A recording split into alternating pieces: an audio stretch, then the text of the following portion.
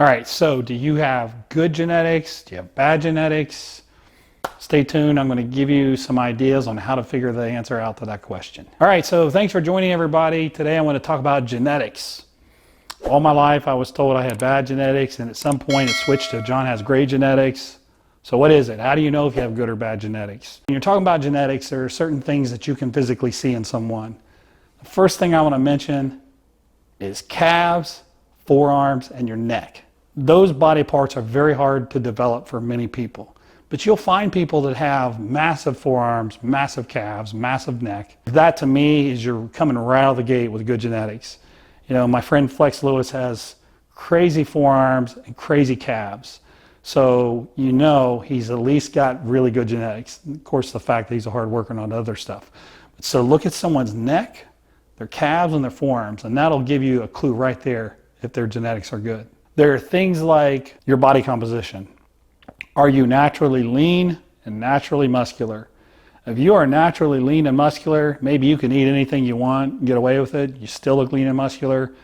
I know some female pro competitors at the elite level, top Miss Olympia level. Basically, no matter what they do, they look like that. They're phenomenal genetics. That's one thing to look at. So the other thing to look at too was what about their actual structure? Well, you'll see people with good genetics have a natural V taper. They'll have wide clavicles, they'll have a little waist. Sometimes they'll have a nice little quad sweep. That frame right there is what a lot of your placing will be impacted by that genetic frame that you have.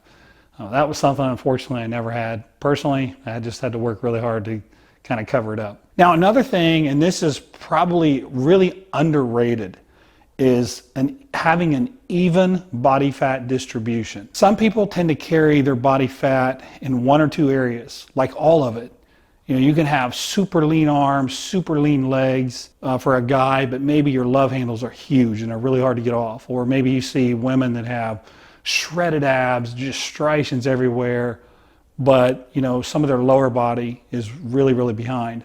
I've always thought that even body fat distribution was an amazing genetic trait, because what happens is for you to get off that stubborn body fat, you have to really diet to an extreme, a big extreme. And sometimes when you do that, you can lose a lot of your muscle.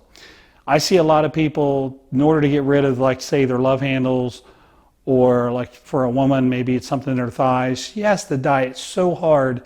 You start losing your lats, you start losing your shoulders, your pecs get flat. I've seen this in bodybuilding and figure and physique competitions my whole life. If you have even body fat distribution, you know, you can diet little by little by little, slowly lowering calories, and your body stays very even.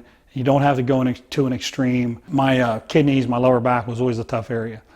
And when I let it get out of control fat, I had to diet so hard, I would always lose some upper chest, some shoulders, and some lats. And that made my shape look even worse. So it's kind of a curse that's hard to overcome. There's also some things that aren't noticeable, but are mentally very important. I've always felt like somebody who has good pain tolerance, that's good genetics to me. If you can work through pain during your sets, if a set gets tough and you can keep going and keep going and keep going, chances are really good you're going to be able to stimulate as much fiber activity as possible, and you're going to be able to grow. You know, the best example I can think of that is Tom Platz. Tom, you would always think would be done at X number of reps and he'd find a way to get 10 more. It's just crazy. That's pain tolerance. That was one of the things I felt like I had. Typically you don't think about that when you think of genetics, but I do. Another one is just your mental disposition.